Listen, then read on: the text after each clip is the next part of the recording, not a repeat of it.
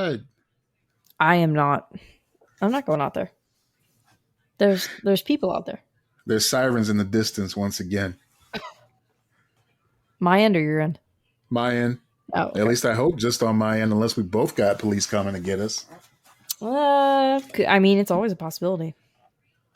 That's true. Yeah. I've done terrible things. Terrible things I can never divulge. The world will find out soon enough.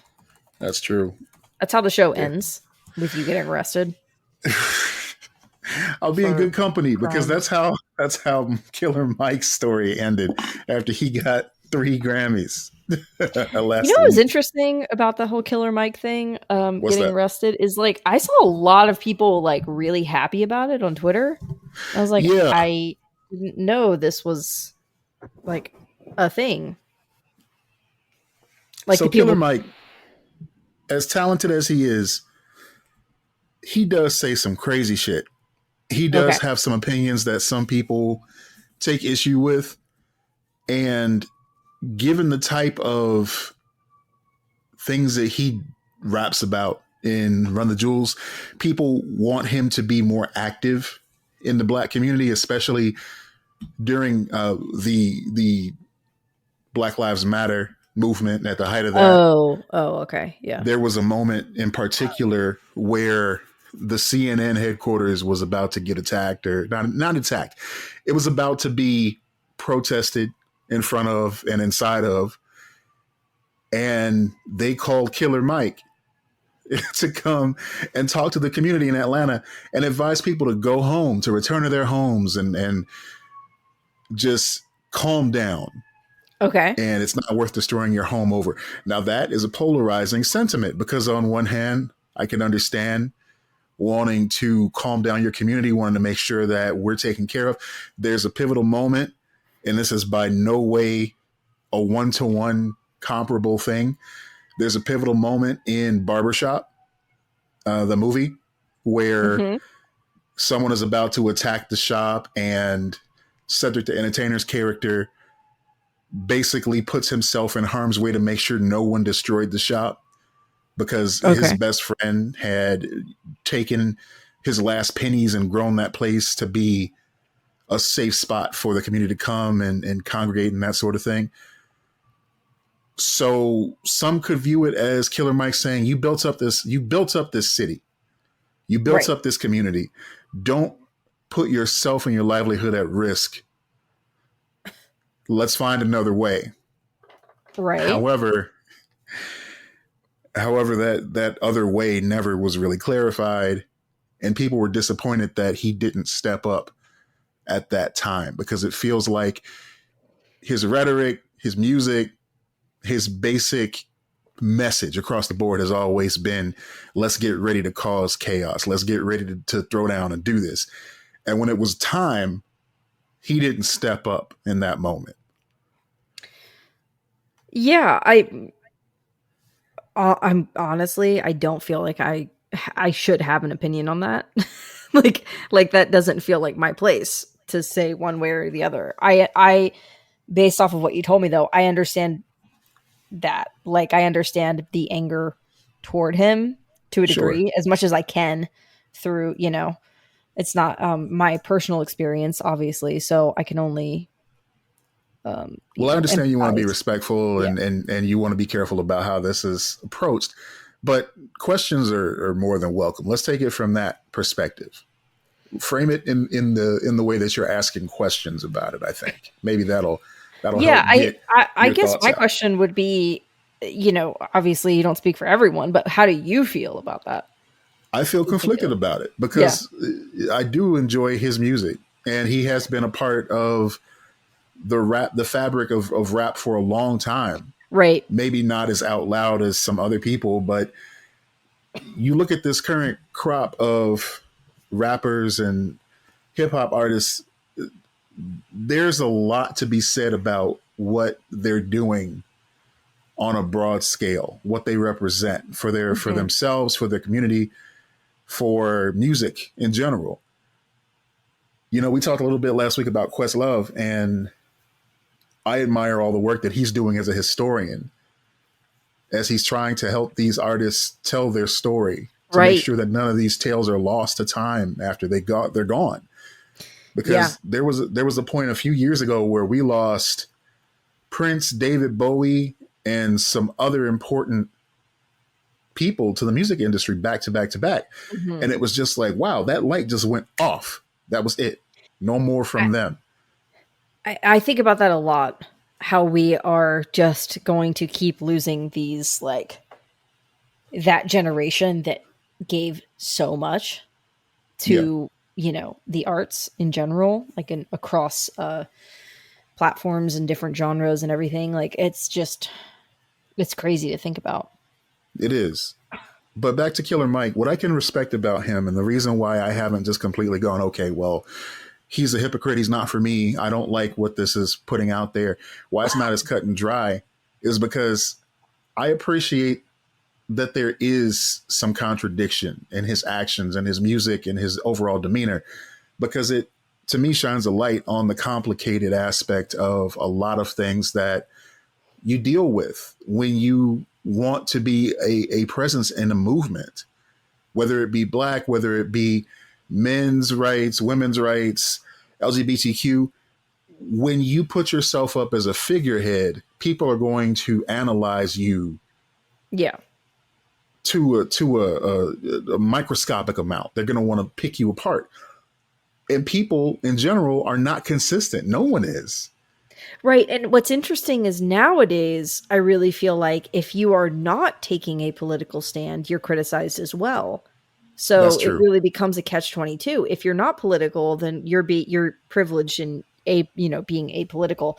If you are political, every single thing you do is criticized or looked at in a like under like you're not human Yeah. if you're in the public facing, I do genuinely wonder. I'm like, who are we going to have to look up to in the future when there's there's no one is perfect enough to Right. be. There's the center is getting smaller and smaller.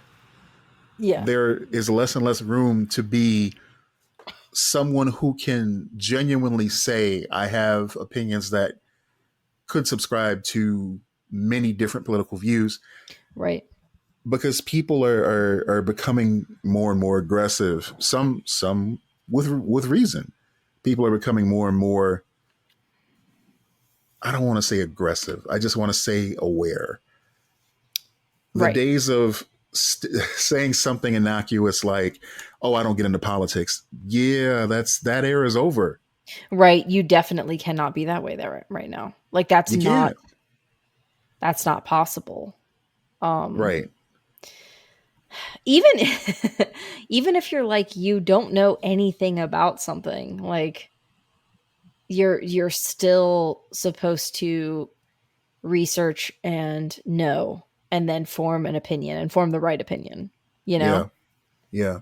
And I feel like this is why one-on-one conversations are so critical, Yeah. because yeah, some may say that we as a society are more connected than we ever have been with the internet, with everyone having access to it 24/7 without there being much of an entry fee to get in on Yeah. that. Now, basically you have a phone, you have the entire world at your fingertips, or so it seemed before a certain person purchased Twitter.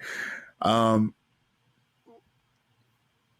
yeah, like you can still be as alone as ever and have the world at your fingertips, because there's an overwhelming sense of not knowing where to start.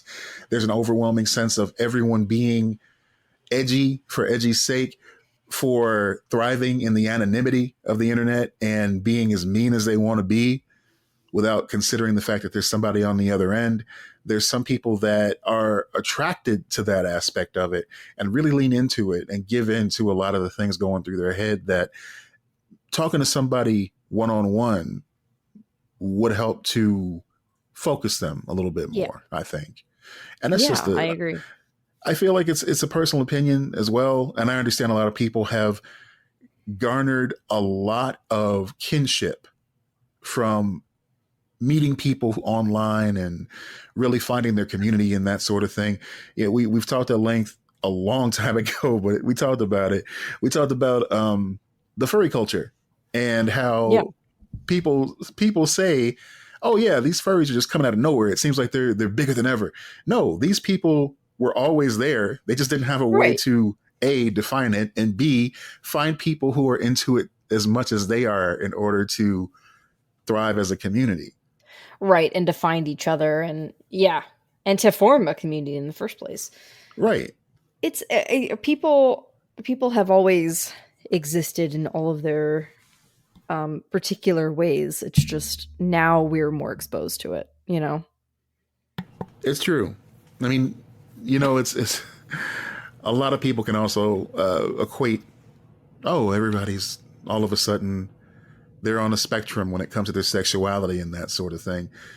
And again, it's not new. No. It's that people didn't realize that there was a way to really define or even Correct. come close to defining how they And feel. also the people who came before us who fought so hard for rights and for barriers to be broken created a world that is not obviously not perfect, but it is more accepting, and therefore more people are more accepting of themselves and open. That's right. That's And this Black History Month, I want to take time to honor Lana Del Rey and thank her for her contribution to this movement. to the Black community. She was just sitting in her lavish backyard area with her best girlies, enjoying their Saturday afternoon when she heard a ruckus coming from down the street. It was a Black Lives Matter rally.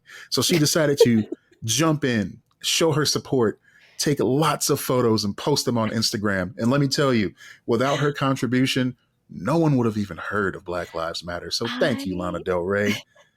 This one's for you. I was watching something the other day and I can't remember what it was, but it was like are you against any form of protest?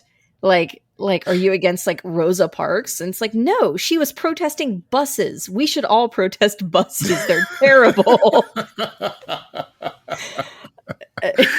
I have a picture to send you afterwards. Oh God. Yeah, that lady sure didn't like buses. I tell you what. What if her message was just confused after all this time and everybody just it wasn't about racial issues. No, It was literally just about fuck them buses.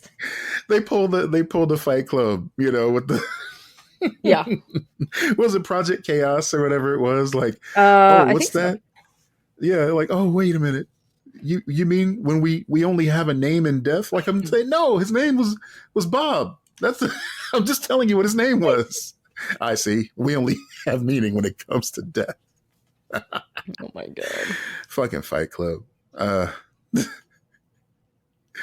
What's always interesting to me? What's Like people men in particular who don't know what Fight Club is about, like really about. Yes. Like if I'm asking you, what do you think? What is Fight Club about? Like the actual like deeper meaning of Fight Club. What would you answer that as? It's a cautionary tale of toxic masculinity. Nope. And about consumerism. Nope. What do you think it's about? It literally is about being gay.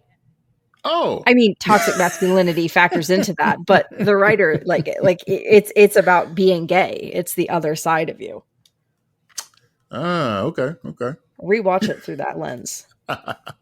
It's funny because, yeah, all right. So it is a stereotypical, well, I should say it was a stereotypical response of men of a certain age to say that Fight Club was their favorite movie because they look at it from that surface level, like, yeah, men fighting each other and, trying to get their masculinity back and all that stuff. And that's yeah, you can see it like that. You can watch it like that.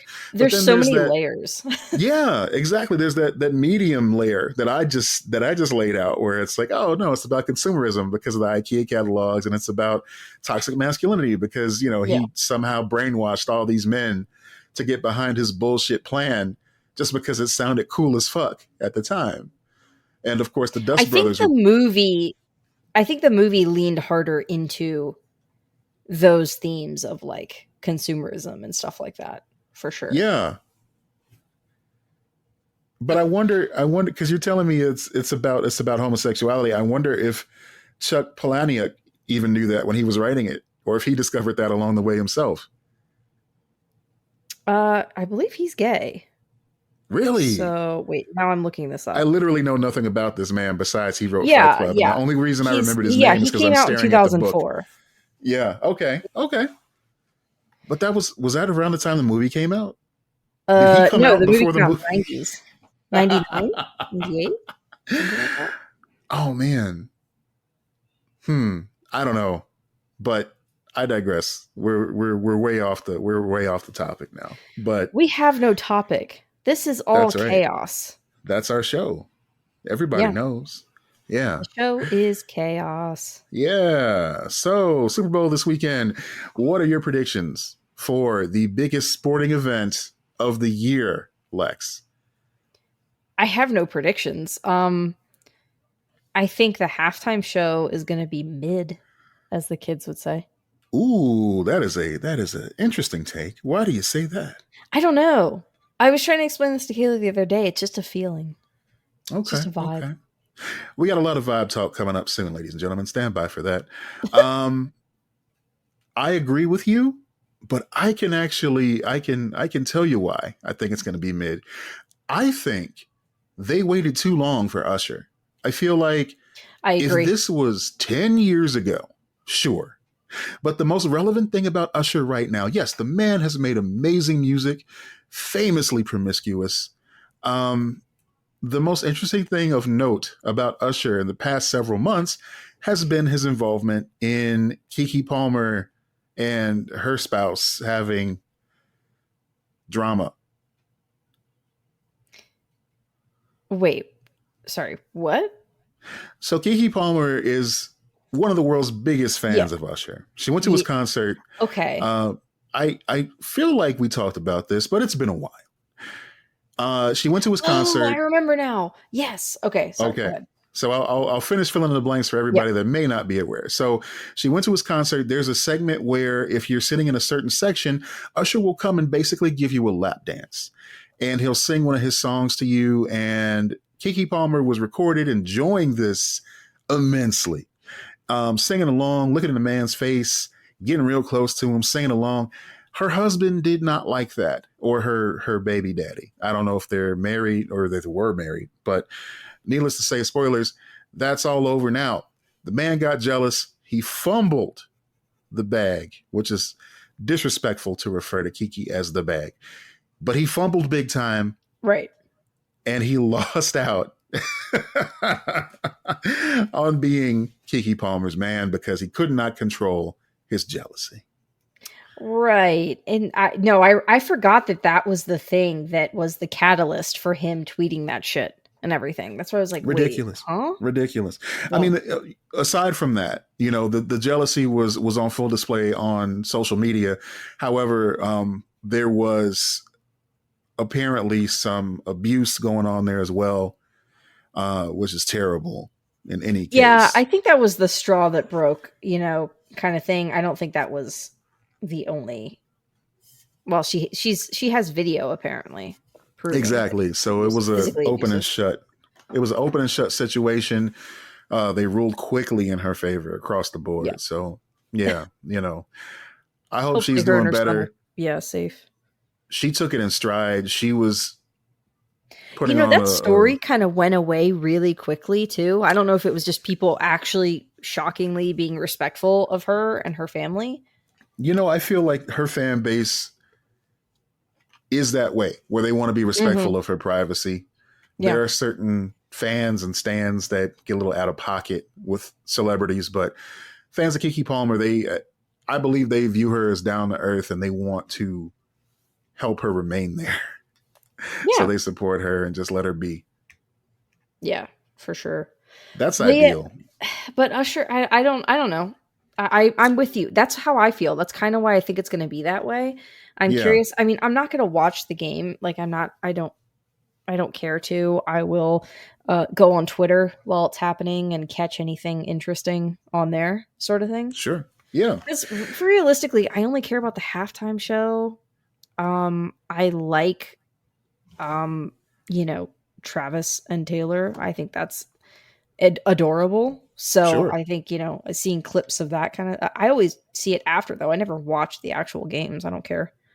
So, yeah. Well, according to a certain demographic, everything is fixed. Everything involving football has been fixed. Somehow they coordinated over 20 men on a grassy field to run plays a certain way for a certain outcome to arrive at this final decision here. The refs, of course, are blind. They're in on it, blah, blah, blah. But ultimately, what this entire NFL football season boils down to, not these teams competing one against another for the love of the game. Oh no. This was leading up to a moment at the end of the Super Bowl where Travis Kelce will propose to Taylor Swift, who will then turn to the camera when asked, Taylor Swift, you just won the Super Bowl. What are you going to do next? And her answer is going to be, I'm voting for Joe Biden. That is literally the conspiracy theory that's happening right now. And these grown men, these weirdos are losing their fucking minds. I love it. Yeah, none of that's gonna happen, guys. Like, No. regardless of who wins, that's not happening. What I don't That's so weird. Yeah. Yeah. It's pretty sad. It's like if everything is woke and However, I will everything say is oh go ahead. if Go ahead, go ahead. if this is true and that is a conspiracy that's happened, that's pretty elaborate and fantastic. Honestly, it's impressive. Old guys are weird about football. That's always been the case. Guys are obsessive about football. It's Always a have been, sports always will thing be. in Yeah. general, you know. I feel like that's why a Yeah. lot of people don't want anything to do with sports.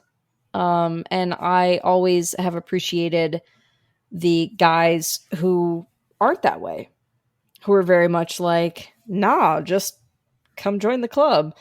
Funny enough, Travis and Jason Kelsey being two of those people who, they have their podcast and they took a bunch of questions from Swifties asking questions about football, like, and everything like that. Okay. And they're like, no, like they were answering like very basic football stuff and just going, oh yeah, this is exactly what that means and everything. Like being very, kind to new fans of football. That's cool. I respect that. I really do. No. Because I feel like there's enough bad boys of a certain sport, people who are too cool for school and shit like that. Yeah. We need people who will be on the NFL on NBC on Saturday morning and really just give kids like the bare bones of what it is about football that they Yeah. love. What really draws them to the sport. That's what really endears me to athletes of that caliber. It's true. I love it. They both seem like very wholesome guys. Like, That's really great. That's really great. And I mean, being put on the spot like that too, all of a sudden the whole world is watching you. Well, I shouldn't say all of a sudden because they were on national they're TV every week. already really big football stars, but it's on a Yeah. bigger scale now for sure. True, very true. Especially when you become the second fiddle and not the main character. It would be emasculating for many people. However, Yeah. I feel like Travis has taken it in stride and he has been very understanding Well, and just an all around swell guy. yeah, and Kayla and I talked about that where we were like, he seems like he's always like genuinely excited to talk about her too. Like whenever he's asked about Taylor Swift in an interview or whatever, you'd think at this point he'd be done with it. And he's like, nah, she's great. Like That's every cool. time. And it seems really like you said, like you have to be very certain of yourself and very, I mean, I just think that with anyone who's very successful and you're also successful, but like maybe not on that level, because who is on that level? Basically Yeah. no one living at least. Right. You have to be like, no, I'm the shit too. It's just in a different way. And I'm Yeah. totally cool with as much attention as this person gets.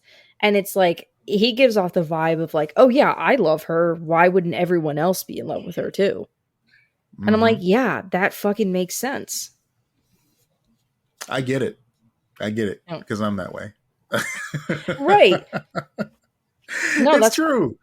It's true. I'm totally just, yeah, I'm lucky. I'm very lucky. I'm blessed. No, And I understand that. It's like you're like if someone's like I love D, you're like yeah, me too. Fuck, straight I'm the up, same way. I'm like you're like I love Kayla. I'm like no shit. there's times where, Dee would tell me about she's having adventures out on in the world, and Mm-hmm. occasionally there's a guy that tries to step to her or Mm-hmm. whatever, and there's varying degrees of respect that are given in a situation like that. Like, of course, Right. she's going to be honest with the situation, and she's going to say, "Hey, look, I'm married. That's a no. That's a hard pass. No, thank you." Right. Uh, some guys are respectful of that Some aren't. detail. Other ones come Yeah. up and say, "Where is he right now? I don't see your man around right now." It sounds so stereotypical and hack, but guys still try that. And it's hilarious to me. And it's like, Mm-hmm. I can't be mad about the initial approach because she's an attractive woman. Yep. I'm attracted to her. Of course, other Right. guys are going to be attracted Right. to her. So I totally understand that vibe. It's the after the refusal of them still trying to just pursue after that. It's like, all right, you're not reading the signals right, brother. You got to step down. Right. Now it's the issue here is once again it has nothing to do with me. Now you're disrespecting her boundaries. That's Yeah, where it becomes fucked. Like, yeah, in that situation, it's not that like someone's hitting on your wife. It's that your wife has decided she does not want to be hit on. That's exactly. that's the key. I mean, anybody in that situation, if you're told by no uncertain terms that your affection, that your attempt at affection Hmm. is not welcome, Right. it's time to call it a wrap. You could save face and make it funny, but still walk away. Hmm. That's it. That's it. And you never know. Sometimes if you take it in stride, sometimes the person that you are pursuing may look kindly upon that. Not D, Right. obviously, but others Right. may Right. look kindly Yeah. upon that and say, you know what? Hold on a second there, partner.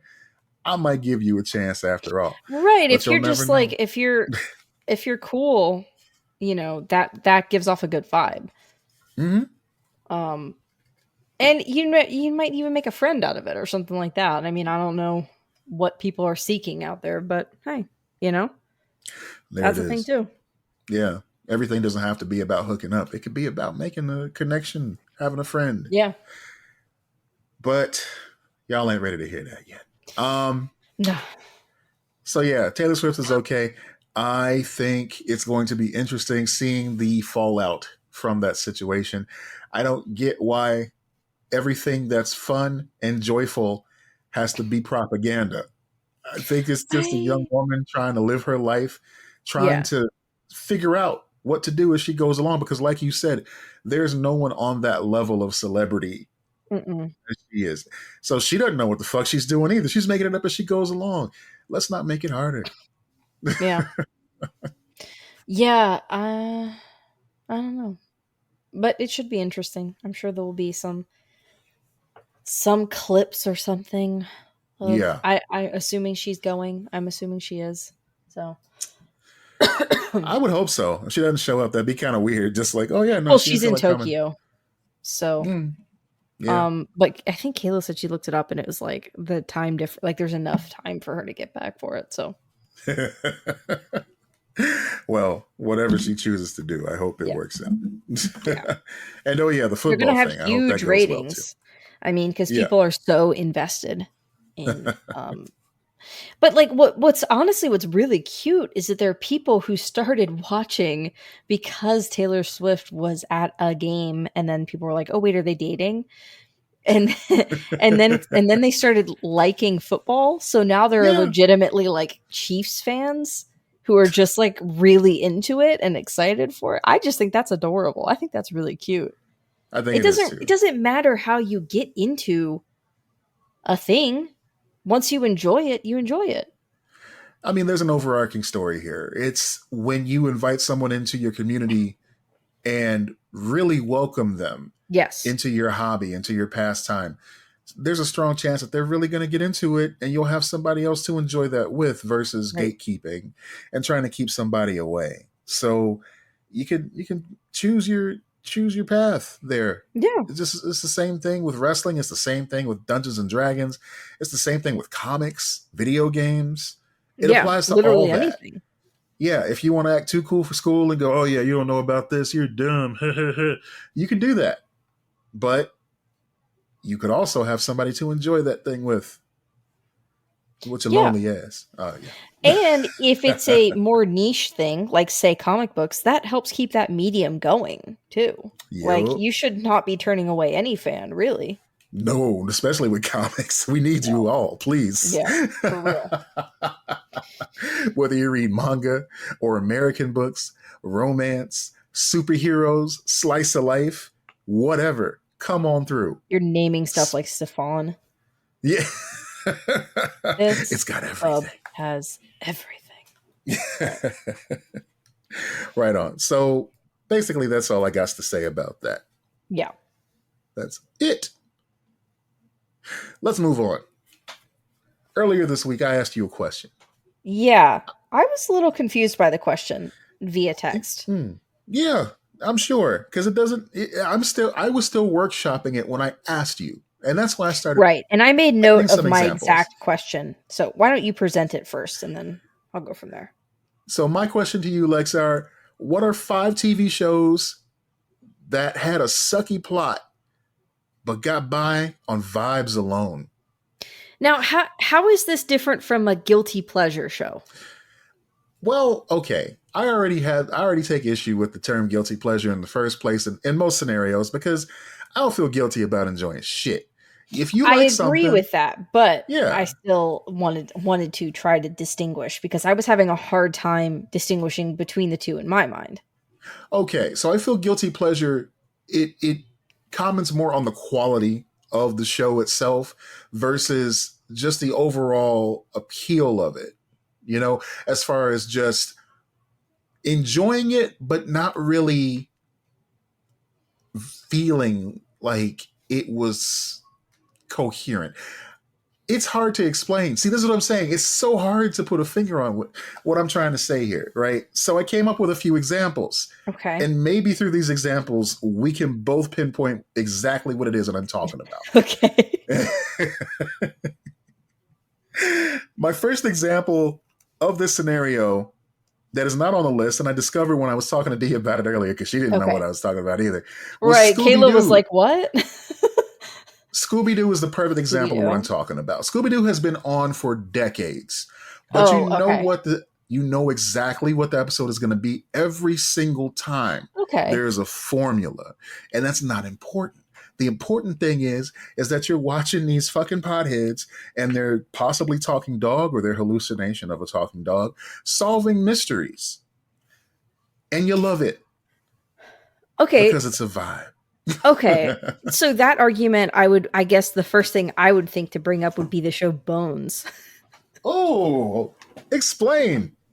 Well, you're kind of just in it for her quirky character, but like the formula is pretty much the same. It gets campy when they have some overarching stuff. Like they literally made one of the main characters a serial killer on that show. Or assistant to the serial killer, I guess, or whatever. Not assistant serial killer, assistant to the serial killer. But like I think it's just like those types of shows can get that way. Yeah. Another good example of this that I saw it trending on an example of what I think you're talking about. I saw it like trending on TikTok, so I watched it in the background. The first episode of it, and I was like, I don't know about this one. I don't know if I actually want to watch this show, but like, it's Desperate Housewives. I am 100% behind that example. That is perfect. I think that's what you're talking about, which is like, I don't really know how this show was successful other than like something about the way that they made it was very appealing. And I feel like at the end of it, I was like, I don't think I want to watch any more of that, but do I? It's that kind of thing where you're like, oh, am I going to keep watching this show? So a show that gets by on vibes alone would also constitute something that you could have on in the background and only Yes. half pay attention to, but still enjoy immensely. You're having a great time, but Yeah. you're not really paying attention to it at all. You can't I wait to think watch the another next episode, even though you're only half watching it. That's true. And there are some shows that get by on vibes alone, also have a sucky plot, but can also be very engaging with the suckitude of that plot. And Hmm. for this example, I give you True Blood. True Blood is a very sexy show about vampires and Rogue from the X-Men having a great time. True Blood is fun. True Blood is very fun. Yeah. It is also very stupid. But Right. damn it, I was entertained the whole time. Yeah. No. I understand what you're saying with that. I'm trying to think of other ones. I think I put which Gossip Girl was the one that I had Gossip in the Girl. list. Which version? The original. The The, original the version. OG. Okay. Not to be So confused with the OC, but the OG. Yeah. so I don't think it's a particularly good show. Everyone knows I love my teen dramas. It's one of my favorite genres. I think it's like a really low form of that, but there Hmm. is something very popcorny consumable about it. Yeah. And the vibe of rich, entitled, like all of that, I think that's what it excels at. That's a good one. I like that one. I like that one a lot. I'll also give you this little tidbit. Part of the good vibes, part of the vibe, primary vibe shows is the needle drop moments because Oh, it yes. doesn't matter the plot. It doesn't matter what's happening. A lot of CW and WB shows, total vibes. Yeah. But one that comes to mind that was iconic when it was on, but not a single person can tell you anything that happened on this show. Miami Vice. Oh, yeah. Yeah, that Miami show Vice. was strictly a cultural thing, and I don't know a fucking thing about it. All I know are the main characters' names are Crockett and Tubbs, and they wore some fucking Dayglow ass suits at all I don't even know times. their names. See, but you remember it. Do It you think invokes that a Dukes certain of Hazzard emotion. falls under this too? Confederate Absolutely, flag Dukes of aside. Hazzard. Absolutely, Dukes of Hazzard. Primarily because it falls into that same subcategory that I put Scooby Doo in, whereas it's the same episode every single time, but Right. it makes you feel a certain way when you watch it. A lot of older shows kind of fall into this, like the Brady Bunch. Brady Bunch, I'll give that one. Yeah, I'll give that one to you. It's just the vibe of it. It's not Hmm. really a good show per se. Yeah, especially when they would go and like sing songs and that sort of thing. Definitely. Yeah. I would say any show with an elaborate musical break also. So that pertains to Scooby Doo, At of course, when they're doing the chase scene. at a certain point, Glee for sure Oh yes, did this. Glee was a vibe. Definitely. Glee, the first season of Glee is very well written. Like it's Yes. very good. So I would say outside of the first season, Okay. I would is say where it this show, falls into that. some shows, and this is a good point. This is a very good point that you just made. Some shows can, I don't want to say Fall into it. devolve, but they can become a vibe show Yeah. once they get that routine down. From what I've seen of New I Girl, they got into that vibe. no, I wouldn't agree with that. I disagree with New No, Girl as someone who's they watched had story beats on there that as mattered. I mean, it's harder with comedies. I think this whole like like idea is harder to present with comedies, even if I'm saying something like the Brady Bunch. Um now man, this is an interesting question. I'm trying to think of any other ones. Yeah. The band based shows that used to come on HBO, like Tenacious D, Flight of the Hmm. Concords, the Chris Isaac show, which when I mentioned to you, you were like, I I haven't thought about that show in forever. I forgot about that show completely. I watch a lot of YouTube videos about just little tidbits about, things that stations would do to try to form their own branding and that sort of thing. And at one point, HBO was just all about selling mediocre shows that were highly sexual. Well, you think back to Tales from the Crypt, Red Shoe Diaries, even Sopranos to an extent, but they had toned Hmm. it down by that point. It was really just about, okay, we want people to anticipate sex for this entire half hour show and only show them a little bit of it, but make them stick around and feel Right. like they're getting their money's worth. Yeah. I have a question because I randomly Yep. just thought of this when you mentioned the Chris Isaac show. Mm, Why I thought of this? I think it's a similar era of television, so maybe that's why. Do you remember okay. the show Father of the Pride? The CG show with Yeah, John Goodman as a yeah. lion. The CG show about Siegfried and Roy's Yes. lions. Siegfried Siegfried and and Roy's Roy's. lions.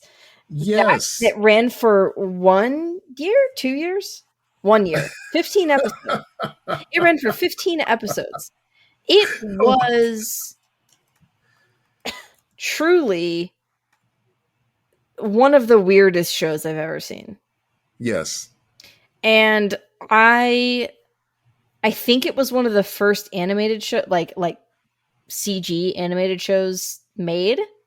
For prime time, yeah. Right. Absolutely. I I just feel like this show was a fever dream. It felt very strange. I barely remember it, but I remember it was advertised aggressively. Yeah, like it was they put a lot of money into it. And it was a big deal and then it got canceled very quickly at the same time. Did it get canceled because of the incident with the No, that Lions? happened before the show. That I just No. looked that up cuz I was curious about that. Um Father of the Pride, hold on. Father of the Pride came out in 2005. The show was delayed because of the injury in 2003. They were Wow. already it delayed production because of that, but they were already well into production and working on this show when he was attacked by the lion. Did you know that Eddie Murphy voiced Donkey for this show for one episode?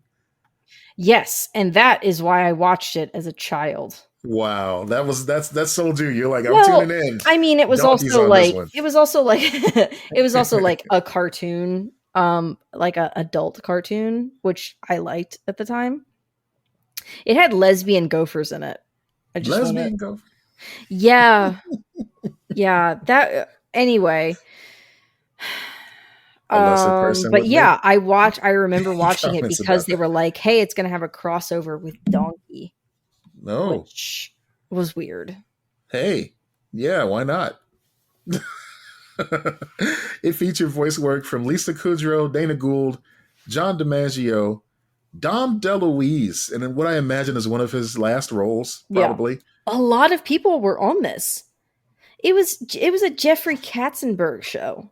They really wanted it to work. Like, This is one of the rare fails from DreamWorks yeah. I at that mean, at that it's stage. I mean, he's a legendary, producer. Um so yeah, it's just it's weird. Yeah, that is weird. Well, thank you for going through that thought exercise with me, trying to figure Yeah. out exactly what I was trying to So anyway, purvey there. Father of the Pride, pure vibes. Pure vibes, absolutely. You know, I'm inclined to talk about the legitimate first mainstream CGI show because it is always in the back corner of my mind, and that show is Reboot. What a Oh yeah, wonderful I show. watched the first season. I haven't seen anything since. What a glorious cartoon that was. The CG was awful. And that is because that is all that they had. They were making up how to do this as a TV show. They were so far behind schedule that they would show reruns of that show. Like they would show 2 episodes brand new and they would have to go back to the first. They would show 3 more brand new, then they would have to go all the way back to the beginning again just to give them some time to catch up because they were using computers that were more powerful than anything on the market at the time to make this blue man and his greenish friends go into a video game and fight for our freedom. It was a great show. Yeah. I I truly first of all, I want to go back to that for a second, but I need to go back to the Siegfried and Roy thing for a second. You are stuck on Father of the Because Pride. wait, because I went on that. I ended up on their Wikipedia page, and I Okay. was listening to you, but I was also reading about them both dying. Listen, I'm totally comfortable with the fact that sometimes you just let me go. You know, this is part of our dynamic. You let me go Yes. because you know that once I get on a tear like that, I need to get it out. Yeah. You So gotta I get it out. appreciate that in our friendship. So please continue. Okay, so Roy of Siegfried and Roy, Yes. he got COVID in 2020, April of 2020. And Wow. then they were like, oh, he's responding well to treatment. He's doing well. 10 days later, he dies. He was 75 You years old. know, I didn't know they had passed away. I gotta Both be of them honest are with dead you. because, okay, That- so here's the thing. That was wow. April of 2020. Or no, I'm sorry, into May. May 8th is when he died. Okay. Then, fucking Siegfried, January 11th, 2021, he says he has pancreatic cancer. He dies 2 days later. Wow. They both died like less than a year apart. That's nuts. Man, rest in peace to those guys. They were cultural icons for a long time. Were they partners too? Like I romantically? think that was always the rumor, but because it was always like the butt of a joke, I don't know. I honestly don't. Yeah. I know they both look like Ken dolls, like just different Yeah, they had versions a of Ken. lot of plastic surgery. They did. And they were very blonde and very thin and just always smiling. Siegfried and Roy. Not Sigmund Freud. Oh, no. Freudian slip. Anyway, I'm sorry I'm making this a Siegfried and Roy podcast, but Ladies and gentlemen, welcome to Siegfried and Roycast. This is episode 195 of Siegfried and Roycast. Somehow we still have content to bring you about Siegfried and sometimes Roy. they're constantly just labeled as friends. Roommates, you say? I don't know about that. That doesn't seem right. Travel partners, yes. Yeah. No, I think they were. And if they weren't, why the fuck not? They were in Las Vegas. Oh, wait, this says this Newsweek says that the New York Times put in their obituaries they were domestic as well as professional partners. But they were reluctant to come out publicly. So of course. It's kind of still like, it sounds like it's never really confirmed. I mean, they were older gentlemen too. They were buried together though. Oh, yeah, sweet. or like their location of they were both cremated, and they like their resting places in Nevada together. But yeah, just this little segment of Roy's story. Roy was born Uwe Ludwig Horn on October 3rd, 1944 in Nordernham, Oldenburg, Germany, in the midst of bomb attacks to Joanna Horn. His father died in World War II, and his mother married a construction worker after the war ended. She later began work in a factory. Horn had 3 brothers. Horn became interested in animals at a very young age and cared for his childhood dog he named Hex. A family friend was the founder of Bremen Zoo, which gave Horn access to exotic animals from the age of 10. Horn left school at age 13. Like, just that right there. To go be with the animals. Why don't we have some type of biopic about Siegfried and Roy at this point? I feel like because they just died like a couple years ago, it's probably like an estate thing.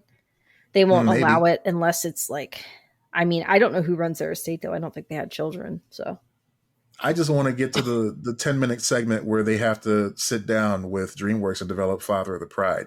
Like, yeah, that's what I need an extensive. That needs to be. That's the third act, friends. That's going to be the beginning of the third act. That's where the story really begins. That's where it's like, oh my God, we've fallen so far. Look at these lions. The CGI is terrible. I don't know what type of accent I'm doing, but this is how they sound in my head. Weird, almost Eastern European accent, but not quite. Almost. It changed like 3 times as I was delivering it. Pay me no mind. Yeah. Yeah. So Rest in peace, Siegfried and Roy. Sorry we didn't eulogize you guys sooner. That's terrible. We might have. I don't know. We've been doing this for almost 200 episodes. I can't keep track of shit. Yeah, I know what you mean. It all does kind of run together. Yeah. Hey, Drew Barrymore is on her apology, not apology tour right now. I have seen this woman more times than I can remember in recent memory. She's been hanging out with The New Day, my favorite group from WWE. She has been in a Paramount commercial where she's hanging out with Captain Picard. You know, she's hanging out with Hey That Arnold. commercial was written by an AI bot. It had to have been. It Yeah. felt like it. It Yeah. definitely felt like it. But, you know, that's modern TV for you anyway. Yeah. Seek out that Paramount commercial if you haven't, folks, because it's off the rails. You could not at the same time. You couldn't, but you know, you're going to see it anyway. It's going to be all over the place after the Super Bowl for sure. Yeah. So You know might what I as well am see it excited under about? your Side note, terms. Super Bowl movie trailers. I'm very excited for movie trailers. There's going to be a trailer for Wicked. There's going to be a Wicked trailer. There's rumors of a Deadpool trailer. So excited. Sonic 3. There's going to be a trailer for that as well, which is just it's tenacious in how it's been hanging on. I feel that like franchise at they're this cranking point. those movies out really quickly. They are, and I think in large part that's because Jim Carrey keeps threatening to retire, and so they're like, "Please, one more. Here, we'll do it right now. Just fucking get Ben Schwartz on the line, have him record these lines. That man We'll is just not going to retire. He's just going to transfer to another plane at some point. He'll never retire. He never will. Not as long as he can contort his face in the way that he does. He's never going to stop. And that's fine. He is going to be like Dick Van Dyke and be one of the longest living humans alive. Yeah. Just because he's stubborn. And that's okay. That sounds like my nightmare, personally. I don't want to live that long. Jim Carrey living forever is your nightmare? I understand. I mean that too. Yeah. Yeah, he is a haunting presence. Mm-hmm. God bless him. Yeah, We're not going to get into the existential stuff. Moving on. Yeah, we're not going to do that this time. You know what? It's funny. This is the third act of our show. We get into the existential shit every time. Yeah. But part of the reason I brought up Drew Barrymore is because she's been having issues with her love life. That's right. According to TMZ, Drew Barrymore has been catfished on a dating Who app. hasn't? Yeah. Well, me, because I missed that whole era. Oh, yeah. On an episode of Drew Barrymore's show, the actress said she was thrilled when she recently matched with a man claiming to be the quarterback from the LA Rams. Not because she wanted to flex on landing an athlete, she claims, but because she was excited to tell him she went to the Coliseum to see their first LA game. Unfortunately, her fangirling was short-lived because she wasn't talking to a Rams player. Drew told her co-host Ross Matthews when she reached out to this guy with her football ramblings, she quickly learned the cold hard truth. He was nowhere near being a celebrated NFLer. Instead, she says he was a random musician who thought he was being cute about lying about his identity. Oh, that's crazy. I was going to say, how did he get on? Because she's probably on Raya. I'm like, how did they get on there? Random musician, it's just John Mayer or something. Yeah, John Mayer's like, sorry, Drew, I had to shoot my shot. I'm so sorry. I had to. I didn't know what to tell you. It could have been a meet cute in some type of like movie in the 90s, but now we consider that to be cringe, rightly so, because you shouldn't lie to somebody who you're trying to start something with. It's just not cool. Don't do that. Even if it's Drew Barrymore. Yeah. I hope they make a Adam Sandler rom-com about her being catfished. 50 more first dates. And this time she keeps her memories, but the guy keeps changing his identity to try to get her. Yeah. You know, yeah. From the makers of Mrs. Doubtfire. Apparently Sharon Stone has gone through similar issues. Being catfished? Why are all these women being catfished? Now this is from the end of January this year, where Sharon Stone made this confession. Sharon Stone met a convicted felon and man with quote unquote 20,000 heroin injections while online dating. Cool. Ooh, it's rough out there, y'all. Yeah. I do not envy the singles.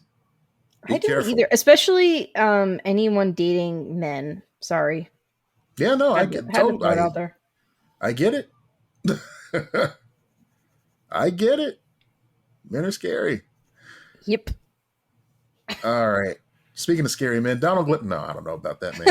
Um, the new Mr. and Mrs. Smith show just dropped on Prime. The entire first season of it, all 8 episodes, and I have watched them all.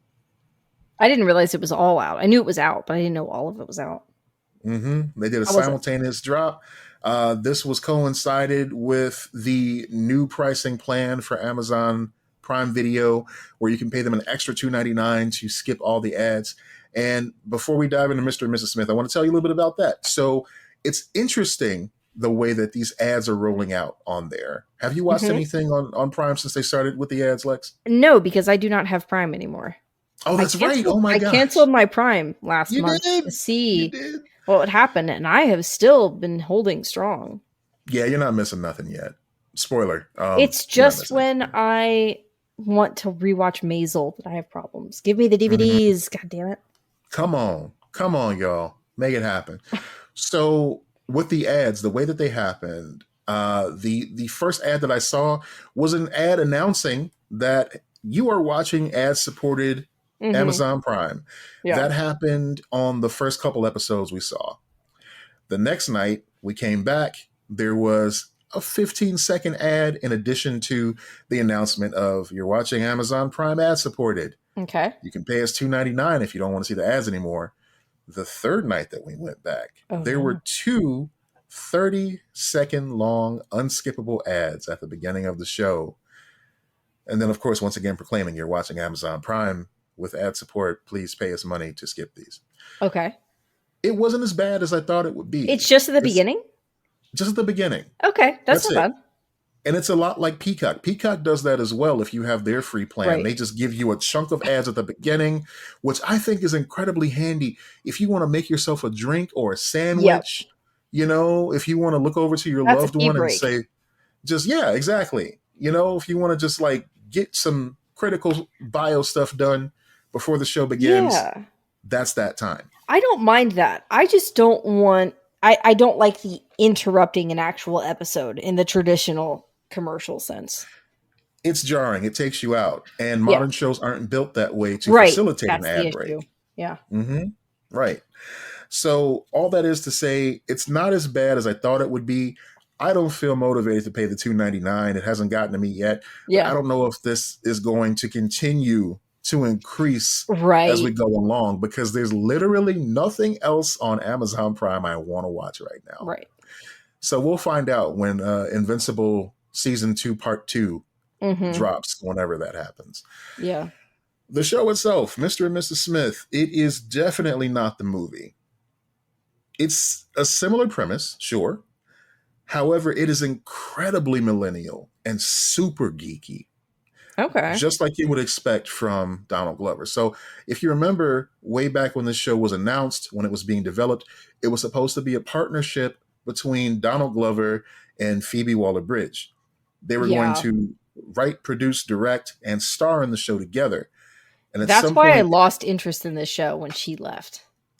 Yes. And I read an interview just today where they asked Donald Glover why she dropped out. And he said it was amicable, but it felt a lot like a divorce because they've been friends for a very long time. Ooh. They've done projects together before, but the way that he runs writing rooms now versus the way that she is the sole writer of her projects, it doesn't really mesh well together.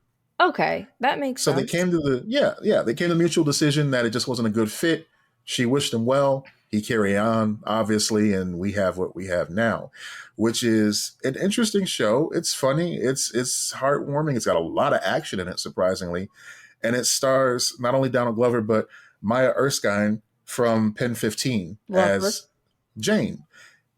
I'm in love with this person, with this actress now. She did an amazing job on this show. Did you watch Pen 15? I can't remember. I know I told you to watch it, but did you watch it? You did. I haven't.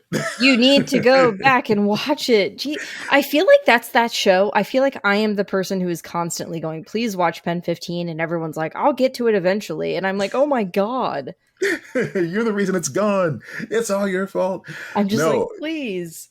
I will say this. This is a good way to get people interested in seeing Pen Yeah. 15 because she's amazing on Mr. and Mrs. Smith. She really sells the show. I feel like there's an acknowledgement of the Brad and Angelina project at the Yeah. beginning of it. I won't spoil it, but I feel like they acknowledge that and then they kind of turn everything on its head and they say, no, this is our shit now. We're doing it this way. Deal with it. And they own it. My biggest problem with the show, Mhm. and again, I enjoyed it. I thought it was great, is that after this first season, it can never be this show again. Right. This is it. I don't think it's supposed to be a I think it's a mini series, right? I don't know. Oh. I don't know. I mean, I won't spoil it, but if they got creative, there are ways to continue the show, but it will not be the same show. Yeah. It's interesting because the one thing that I've seen coming out of it is how many people are like, I'm never going to watch this because I love the original.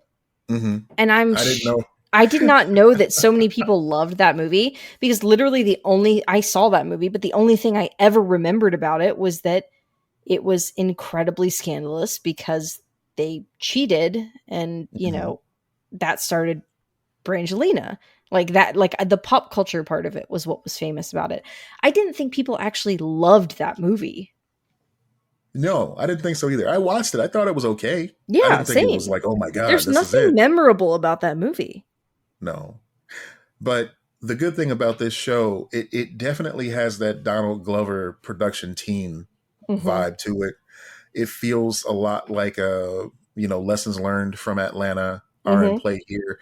Hiro Murai directs a couple of episodes. He was nice. the director of a couple episodes of Atlanta, of course. Well, I think he was the showrunner by the end of it, along with Donald Glover. Stephen Glover, Donald's brother, he's involved as well. Yeah, it's just it's a very well put together show. There's some beautifully shot scenes in here. They go on location to all kind of different locales. Of course, they're spies, so they go globetrotting, and right. That budget is seen. That's why really Amazon has ads now. It's that and the Lord of the Rings. They have to pay for it.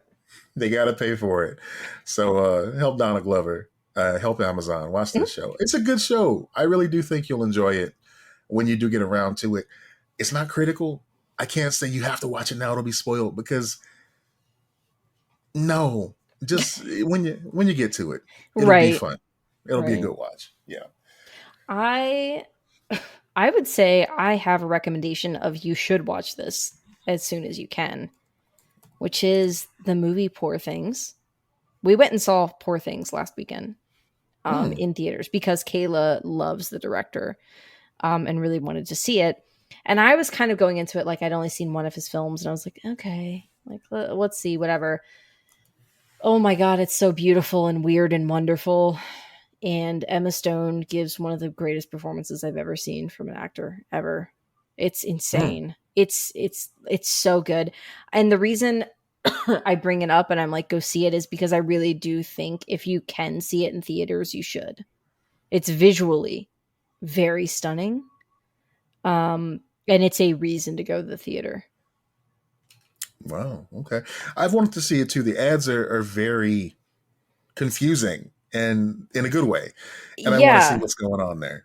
So yeah, it's best to just go in blind. I knew a little bit about the core idea or some of the stuff that was going on, but not much. And I was definitely like, where is this going? And I never could have anticipated the through line of the film. Not to say there's like a twist or anything. It's not that type of movie. It was more than what I expected it to be, if that makes sense. Not that I had like really low expectations of it or anything. I thought I was going to enjoy it, but I didn't think I was going to like be as captivated by it as I was. I look forward to rewatching it too. I'll have to report back. All I know is that Willem Dafoe and what's the guy? Mark Ruffalo. Mark Ruffalo. They Yeah. just have this energy about them. Just this Yes. like, I don't know. There's something there. It's just very just like base and just raw about them. There's one moment where Mark Ruffalo is just like screaming in Hmm. this one scene, and it's so funny. Like I was losing it. Like it was so it's a very funny movie too. Like it's not strictly a comedy, but it is very funny. Oh, Rami Youssef is in this. Okay, Yeah. Yeah, it's really good. cool. So yeah, I'm gonna that'd check be it my out. recommendation of the week. I will check it out. Hmm. Cool. Um, what else? Oh, that's all our notes. Holy shit, we made it Yeah, through the notes, we did. We had some technical issues folks. this episode, but we did it. We did it, gang. Wow, wow. This is a true achievement. I'm just high fiving myself right now. That is not a euphemism. Thank you, folks, for sticking by. This is a fun ride. This is a fun episode. This I was a love fun one. this. I'm glad we got to sit down and talk about Siegfried and Roy. Yeah. What more could you want from a podcast, everyone? This is truly, we are going off the rails at Yes, the this end. encapsulates the vibe of Lex and Matt. This is the episode where we just got by on vibes alone because we did Yeah, some greatest hits right here.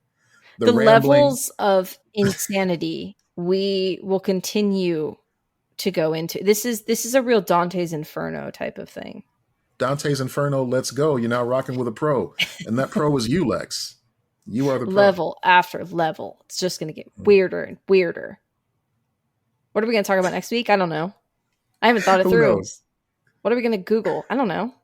We'll figure it out. Wing it. It's like epic rap battles of history. Who won? Who's next? You decide. Let us know Yeah. if there's anything you want us to talk about on next week's episode. You've got like 4 left, so fucking get it in. Right. Really. Yeah. Yeah. It's weird having an actual end coming up and like knowing that you're like, "Mwah. All right, that's Yeah. it.